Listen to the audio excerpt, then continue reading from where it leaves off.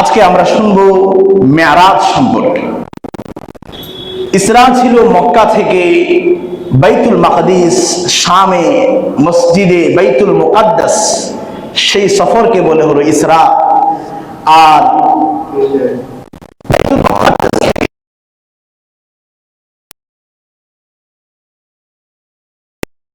সেটার নাম হলো মেরাজ।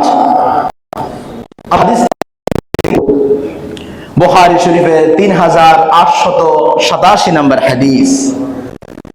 নবী সাল্লাল্লাহু আলাইহি ওয়াসাল্লাম তিনি বাইতুল মাকদিসের ইমামতি শেষ করেছেন। শেষ করে তিনি সামান্য যে মেহমানদারি আছে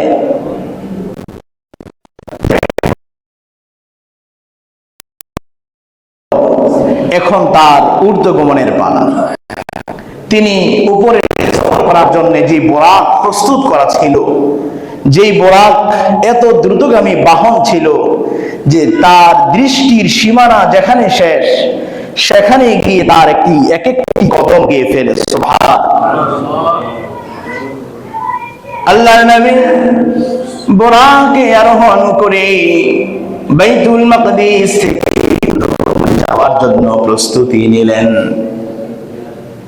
দ্রুতগামী বাহন বোরাক আল্লাহর নবীকে নিয়ে আল্লাহর আদেশে ঊর্ধ্ব জগতের ভ্রমণ শুরু করে দিল। নবী বলেন, ফাহুমিলতু আলাইহি ফান্তালাকা বি জিবরিল।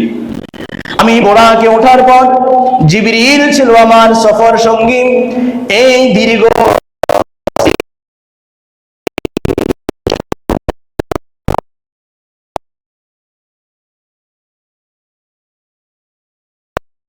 নিয়ে ঊর্ধ্বগমন শুরু করলেন।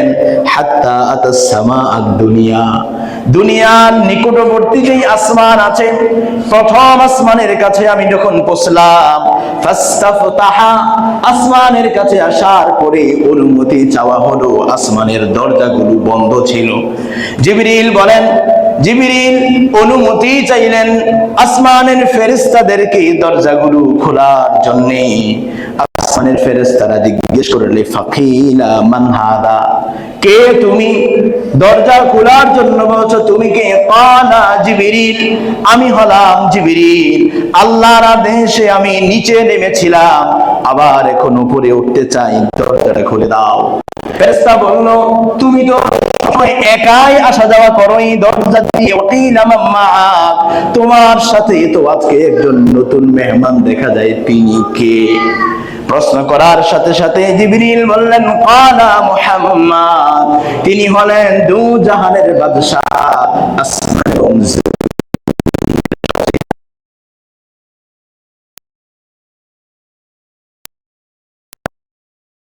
সাল্লাল্লাহু আলাইহি ওয়াসাল্লাম। প্রশ্ন করা হলো, ওয়াকাদ উরসিলা ইলাইহি, নবী তো, নবীর কাজ তো হলো জমিনে তিনি তাওহীদ প্রতিষ্ঠা করবেন, তাকে আবার উপরে নিয়ে আসা হলো কেন? কি কারণে আসা হয়েছে? তাকে কি উপরে ওঠার অনুমতি দেওয়া হয়েছে নাকি? ফেরেশতা বলল, হা হা, আল্লাহ বলেছেন আমি আমার হাবিবকে নিয়ে উপরে ওঠার জন্য, এই জন্যই তো আমি তাকে আজকে নিয়ে এসেছি। কালাম, আসমানের ফেরেশতা সবাই মিলে একসাথে বলে উঠল, মারহাবা বিহি ফানিআমাল মাজিউ জাআ। কতই না মারহাবা মারহাবা, আপনাকে সুস্বাগতম আমাদের এই দায়িত্বস্থলে, এই আসমানে আপনি নবী আগমন করেছেন, এই জন্য আপনাকে আমরা স্বাগত জানাচ্ছি সুন্দরভাবে, ভালোভাবে, কোন রকম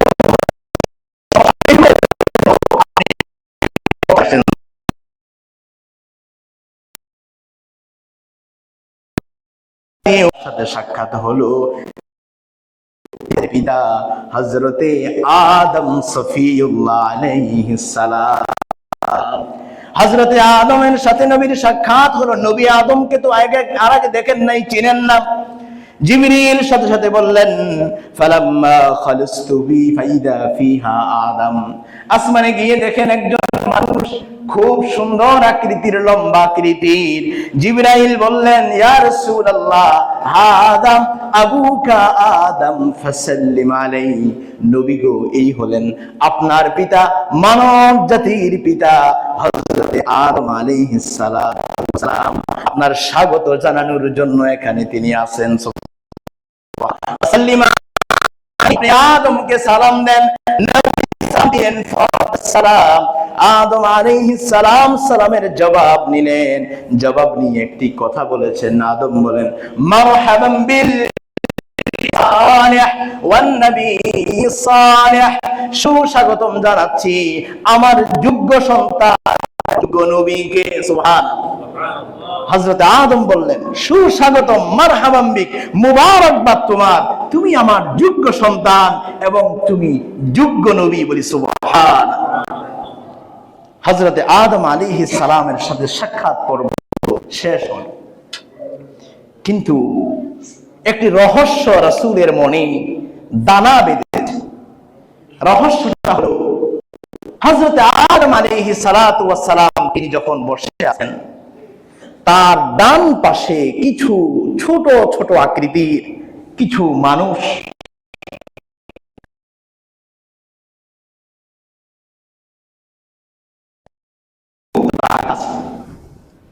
ডানেও কিছু, বামে কিছু।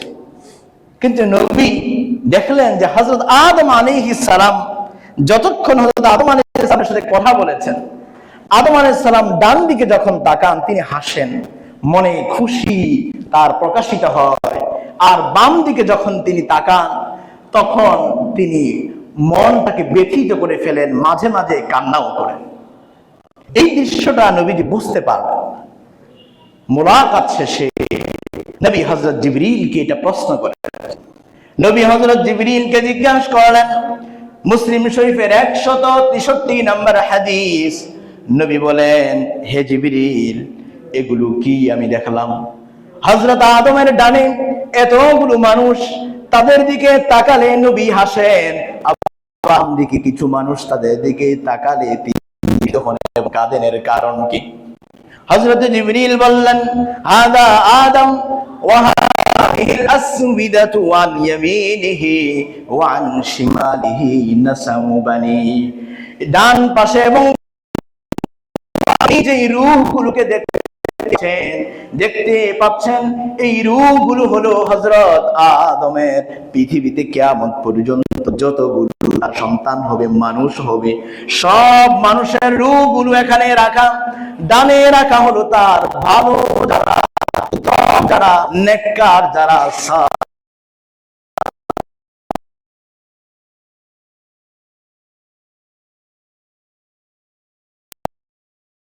আর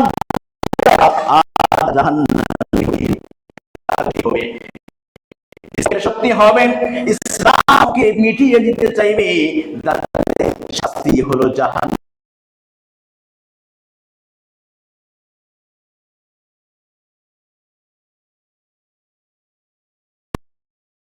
তার সন্তানগুলো যোগ্য সন্তান, ভালো সন্তান, নেককার সন্তান। আর বাম দিকে যখন তাকান তখন তিনি কাঁদেন, কারণ এই সন্তানগুলো হলো তার অযোগ্য এবং খারাপ সন্তান। যত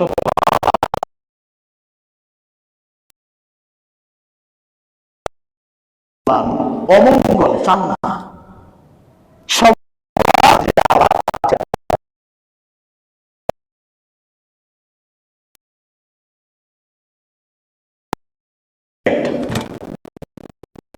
আপনি যদি নিজে ভালো মুত্তাকি হন, আপনি চাইবেন আমার সন্তান নামাজি হোক, দিনারি হোক। আর যদি আমি আপনি ভালো না হই, শুধু দুনিয়া আমরা চিনি থাকি, দুনিয়াটাই যদি শুধু আমরা চিনি বুঝি, তাহলে আমি আমার সন্তান দুনিয়াতেই ভালো করো, দুনিয়াতেই হোক, ঠিক কিনা? হযরত আদম আলাইহিস সালাম তার সন্তানদের যেই বিশাল সিরিয়াল, তার ডানে এবং ডান দিকে তাকালে তিনি বুঝেন যে এরা জান্নাতি, তিনি বুঝেন যে এরা জাহান্নামী। এই জন্য তিনি ডান দিকগুলো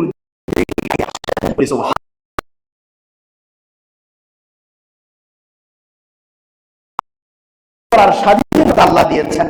আমরা দোয়া করি আল্লাহ যেন আমাদেরকে ওই ডানপন্থী যারা, ডান দিকের লোক যারা, হযরতে আদমের ডান পাশে যারা আছেন, আল্লাহ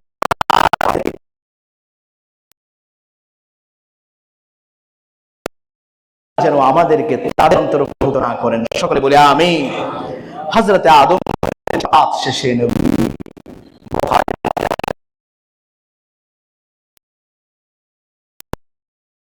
একইভাবে দ্বিতীয় আসমানে উঠেছেন অনুমতি সাপেক্ষে। দ্বিতীয় আসমানে তিনি উঠে স্বাভাবিক প্রথম আসমানে যেভাবে অনুমতি দরজা খোলার জন্য, সেভাবে করে অনুমতি নিয়েই তিনি দ্বিতীয় আসমানে প্রবেশ করেছেন। দ্বিতীয় আসমানে গিয়েও নবীকে স্বাগত জানানোর জন্য, রিসিভ করার জন্য, ওয়েলকাম বলার জন্য রাখা ছিলেন। আর হাদিস বলছে একজন ছিলেন হযরতে ঈসা মাসিহুল্লাহ, আরেকজন ছিলেন হযরতে ইয়াহইয়া আলাইহিস সালাম। এই দুইজন নবী তারা এমনি খাওয়া সম্পর্কে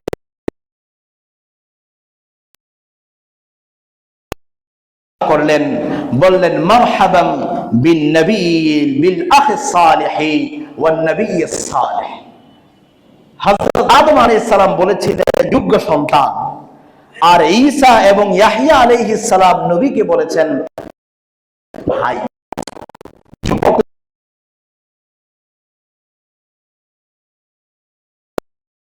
এসেছেন হযরত আদম থেকে নিয়ে। আদম তো সবার বাবা। আদম আলাইহিস সালাম ছাড়া সব নবীদের সম্পর্ক ছিল ভাই ভাইয়ের সম্পর্ক। সুবহানাল্লাহ। এই জন্য হযরত ইয়াহইয়া এবং হযরত ঈসা আলাইহিস সালাম বলেছেন যে যোগ্য ভাই এবং যোগ্য দ্বিতীয় আসমান। দ্বিতীয় আসমানের আল্লাহর নবী স্বাভাবিকভাবে এবার তৃতীয় আসমানে যাওয়ার, তৃতীয় আসমানও সময় তিনি পৌঁছে গেলেন। তৃতীয় আসমান তাদের যে নিয়ম আছে সেই নিয়মকে তিনি মেনেই জিবরিল সহ বুরাক সহ প্রবেশ করেন। তৃতীয় আসমানে গিয়ে একজন নবীর সাথে সাক্ষাৎ হয়ে গেল। সেখানে সেই নবীর নাম ছিল হযরতে ইউসুফ আলাইহিস সালাতু ওয়াস সালাম। হযরতে ইউসুফ আলাইহিস সালাতু ওয়াস সালামকে আল্লাহর নবী দেখে আশ্চর্য হয়ে গেলেন। তিনি বলে ফেললেন এত সুন্দর চেহারা। নবী বলেন আমি যত সৌন্দর্য দেখেছি এর চেয়ে সুন্দর কোনো মানুষ, সুন্দর কোনো আকৃতি আমি দেখিনি। নবী ইউসুফকে হাদিস বলে কদ উতিয়া শাতরাল হুসন, পৃথিবীর সব মানুষকে দেয়া হয়েছে অর্ধেক সৌন্দর্য, আর সৌন্দর্যকে ভাগ করে নবী হযরত ইউসুফ আলাইহিস সালামকে আল্লাহ অর্ধেক করেছে। কেন নবী ইউসুফকে এত সৌন্দর্য আল্লাহ কেন দিলেন? আল্লাহ পাক বুঝাতে চেয়েছেন যে সৌন্দর্য এটি আমি যাকে ইচ্ছা তাকে দিতে পারি, এটি অহংকারের কোনো কারণ নয়। সৌন্দর্য পেয়েছো, আরেকজনকে আমি সৌন্দর্য দেই,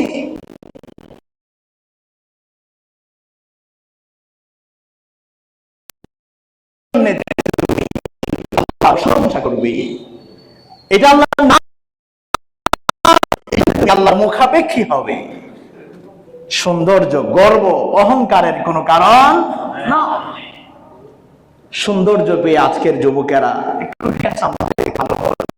নবী ইউসুফের সৌন্দর্যের কাছে ধারে হতো নাই, তো তারা সৌন্দর্যকে নির্ধারণ করেছে দাড়িকে কাটলে সৌন্দর্য হয়। ঠিক কিনা? আমাদের সমাজের যুবকরা ওরা ধরেছে পশ্চিমারা যে সৌন্দর্য শিখিয়েছে দাড়ি কাটলে সৌন্দর্য হয়, এভাবে দাড়ি কাটলেই বুঝি একটু লাগে।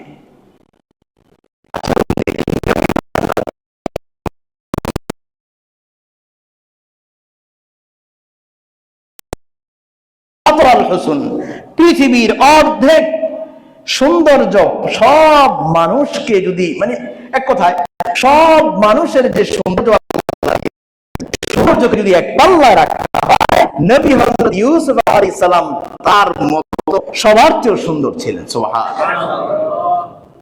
এই জন্য দাড়িটাকে রেখেও সুন্দর হওয়া যায়, চুলগুলো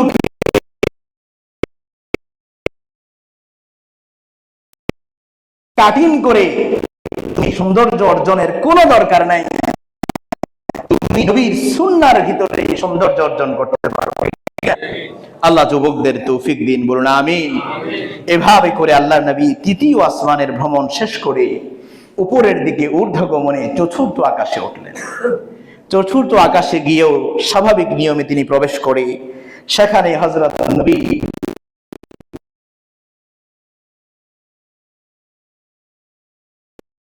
তারপর নবী পঞ্চম আসমানে যাওয়ার জন্য প্রস্তুতি নিলেন। মুসা আলাইহিস সালামের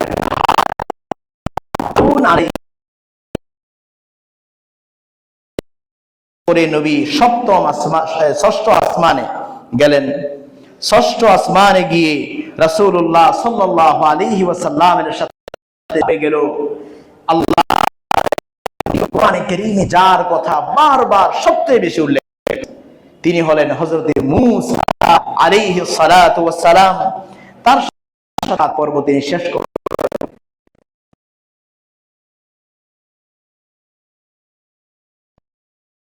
করে আল্লাহ নবী যখন বিদায় কালে নবী মুসা কেঁদে দিলেন, কান্না করা শুরু করলেন। হাদিস নবী জিজ্ঞেস করলেন, জিবরিল, হে আল্লাহ নবী, আপনি কাঁদেন কেন? নবী মুসা উত্তর দিলেন, আমি কাঁদি হলো এজন্য, আমাদের এই নবী মুহাম্মদ তিনি সবার পরের নবী, সবার পরে তিনি এসেছেন, কিন্তু মর্যাদায় উন্নত আদর্শে তিনি সবার চেয়ে মর্যাদায় ছাড়িয়েছেন। আরো আমি কাঁদি এজন্য, আমাদের যতগুলো উম্মত আছে সব নবীর উম্মতের চেয়ে এই নবীর উম্মত হবে তাদের সৌভাগ্য, তাদের ভাগ্য হলো এই জন্য আমি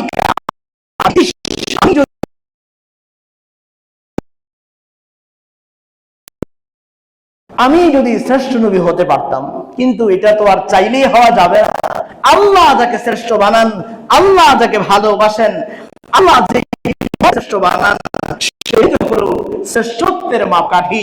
চাইলেই তো আর শ্রেষ্ঠত্ব হওয়া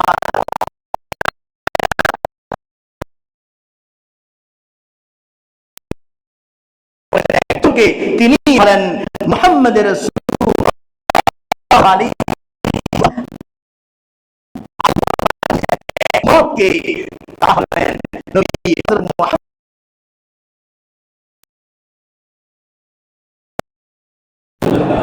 আমরা হলাম সেই উম্মত। আমরা যেই উম্মতদের এবং হওয়ার জন্য অন্যান্য নবীরা পর্যন্ত চাইতেন, সৌভাগ্য করবে, বুকটা ফুলে যায় না? আলহামদুলিল্লাহ। যদি ভালো কাজ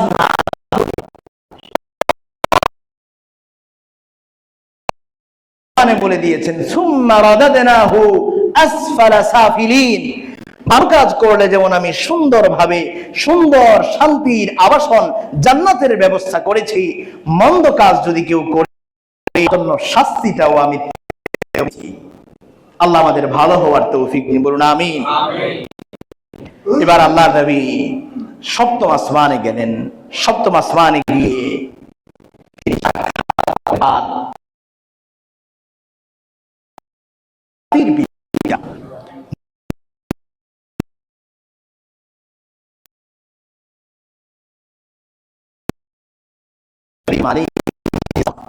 কে দেখলেন,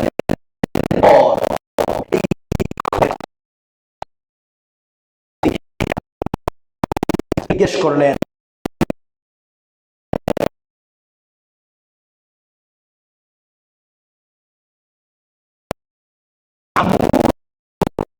পৃথিবীর কাবা ঘরটা যেখানে কালো গিলাপে ঢাকা কাবা ঘর, কাবা ঘরের ঠিক উপরে সপ্তম আসমানে আল্লাহ পাক আরেকটি ঘর ফেরেশতাদের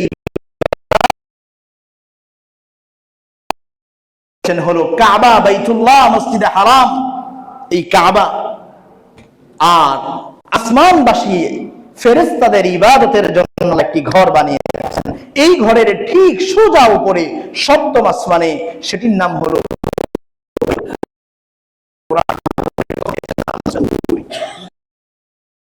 এর অবস্থা হলো প্রতিদিন 70,000 ফেরেশতা, মুসলিম শরীফের হাদিস, 70,000 ফেরেশতা প্রতিদিন পৃথিবী সৃষ্টির শুরু থেকে আজ পর্যন্ত 70,000 ফেরেশতার একটি দল এসে তারা এই বাইতুল মামুরকে তাওয়াফ করে।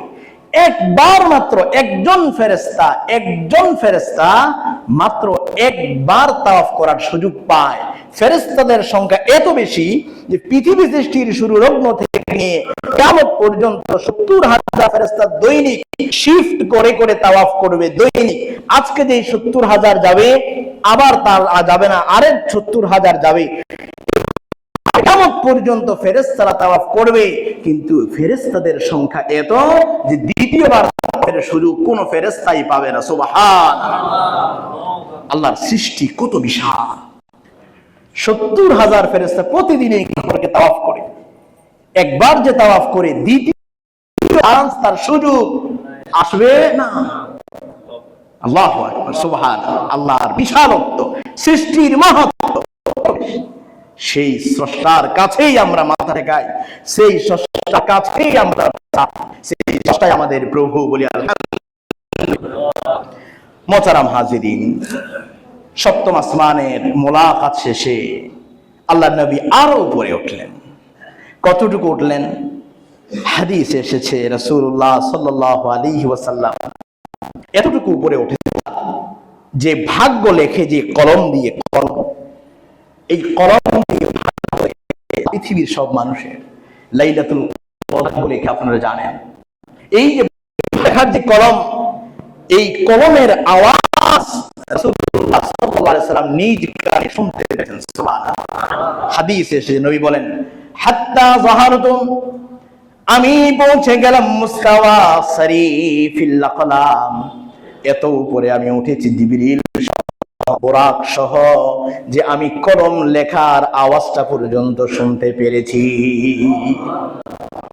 আরশে যান নাই নবী, আরশে যান নাই। শেষ সীমানা রাসূলের ছিল এই সিদরাতুল মুনতাহা। মুসলিম শরীফের হাদিসে এসেছে পৃথিবীর শেষ আসমানের ঊর্ধ্ব জগৎ শুরু। সিদরাতুল মুনতাহার উপরে কি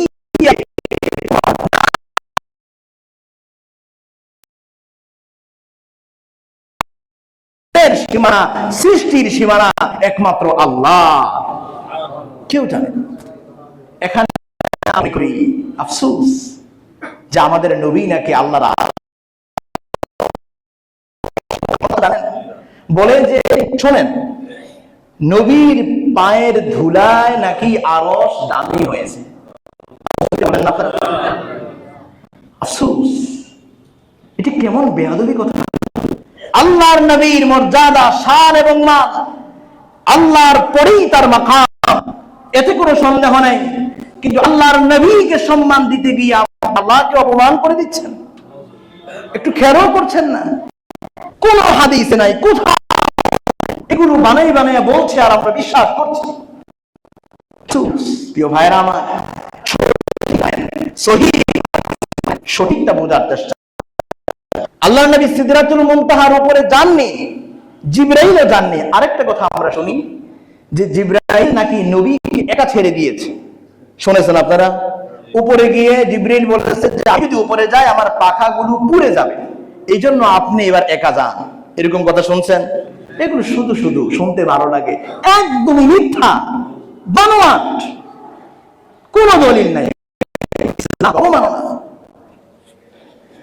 আল্লাহর মাকাম আল্লাহর জায়গায়, রাসূলের মাকাম রাসূলের জায়গায় শিরিক করবেন না।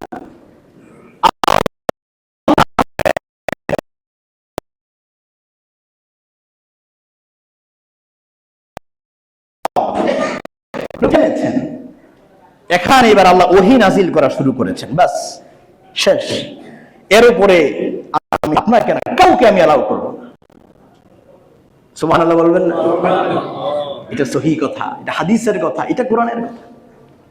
আপনি বানিয়ে বানিয়ে ইসলামকে মানুষকে বললে তো আর হবে না।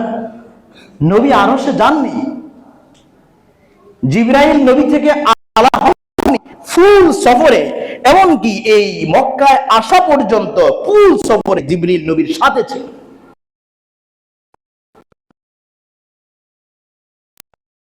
আমি ভাইরা আমার সংক্ষেপে বলতে দিচ্ছি, এখানে সে আল্লাহ ওহী নাযিল করেন নামাজকে ফরজ। কয় ওয়াক্ত নামাজ ফরজ ছিল আপনারা জানেন ইতিহাস?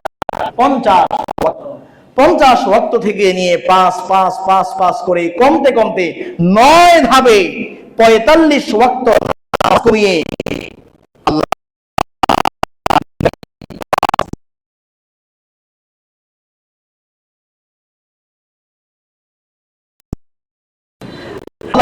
এবার বললেন যে যেহেতু 5 ওয়াক্ত আমি ফরজ করেছিলাম 50 ওয়াক্ত, কোন 10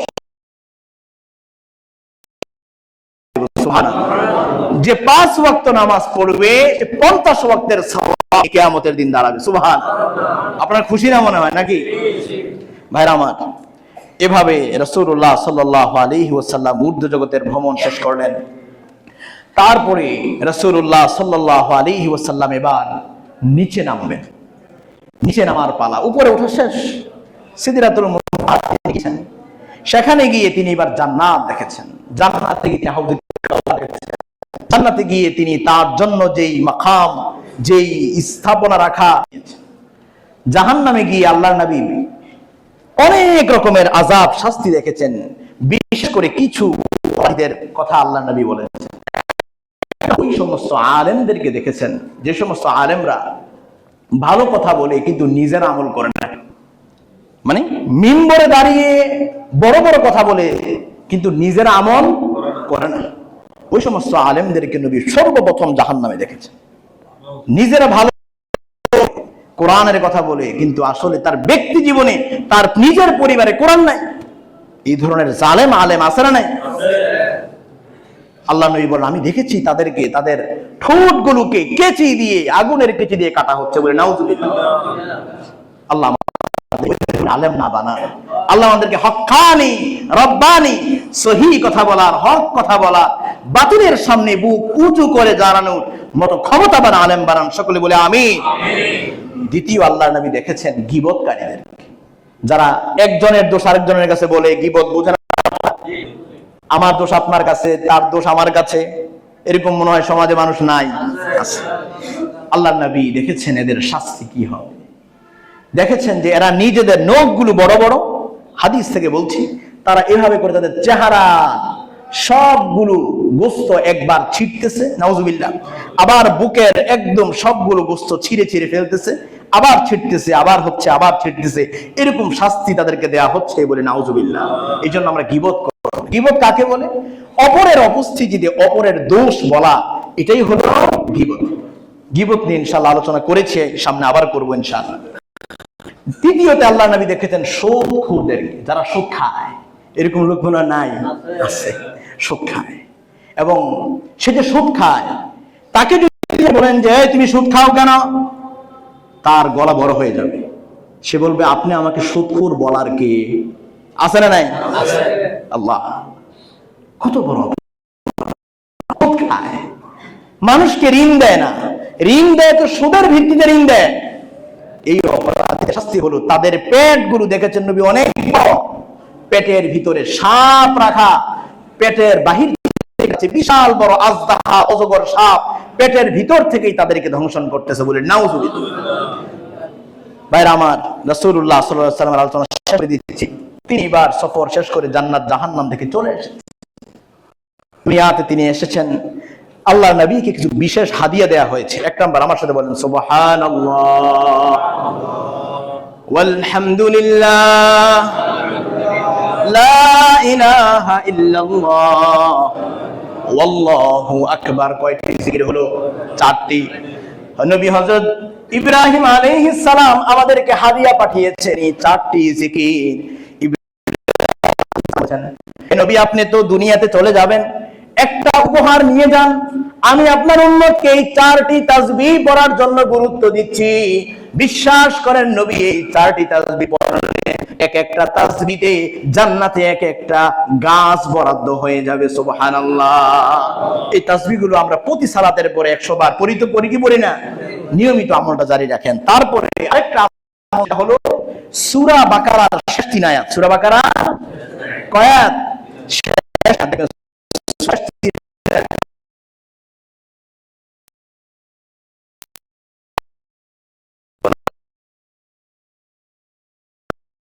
ইনশাআল্লাহ। আরেকটা আমল দিতে হলো আল্লাহর ওয়াদা দিয়েছে যারা শিরক করবে না তাদের ক্ষমা করে দেব। শিরকের ক্ষমা নাই। কবিরা গুনাহ করলে আমি maaf করব, কিন্তু শিরক করলে maaf করব না। মাজারে গিয়ে সেজদা দিলে আমি maaf, একটু আওয়াজ ছোট হয়ে গেছে, মাজারে গিয়ে সেজদা দিলে আমি maaf করব না। শিরক করা যাবে না। আল্লাহ আমাদের বুঝার তৌফিক দিন, বলুন আমিন। ভাইরা আমার বলেন তো দেখি, মেরাজ দিবস পালনের নাম? এই তো আপনারা সবাই, দিবসের নাম নয়। মেরাজ হলো এই যে ঘটনা, এখান থেকে শিক্ষা। বিশেষ করে সুদ খাওয়া যাবে না, গীবত করা যাবে না, নামাজ ছাড়া যাবে না, এবং নবীজি যে কথাগুলো বলেছেন সবগুলো সত্যি। জান্নাতে হওয়ার জন্য, হযরত আদমের ডানে যারা আছে জান্নাতে হওয়ার জন্য আমাদের চেষ্টা করতে হবে, বলুন আমিন। আল্লাহ পাক আমাদের সকল বেদাত থেকে, সকল শিরক থেকে আমাদের বাঁচার তৌফিক দিন। সকলে বলি আমিন। ওয়া মা তাওফীকি ইল্লা বিল্লাহ ওয়া মা আলাইনা ইল্লাল বালাগ। আসসালামু আলাইকুম ওয়া রাহমাতুল্লাহি ওয়া বারাকাতুহু।